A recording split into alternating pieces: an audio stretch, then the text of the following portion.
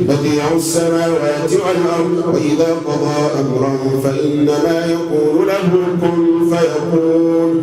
قالت رب أنى يكون لي ولد ولم يمسسني بشر قال كذلك الله يخلق ما يشاء إذا قضى أمرا فإنما يقول له كن فيكون. إن مثل عيسى عند الله كمثل آدم خلقه من تراب ثم قال له كن فيكون. وهو الذي خلق السماوات والأرض بالحق ويوم يقول كن فيكون. إنما قولنا لشيء إذا أردناه أن نقول له كن فيكون. ما كان لله أن يتخذ من ولد سبحانه إذا قضى أمرا فإنما يقول له كن فيكون. إنما أمره إذا أراد شيئا أن يقول له كن فيكون.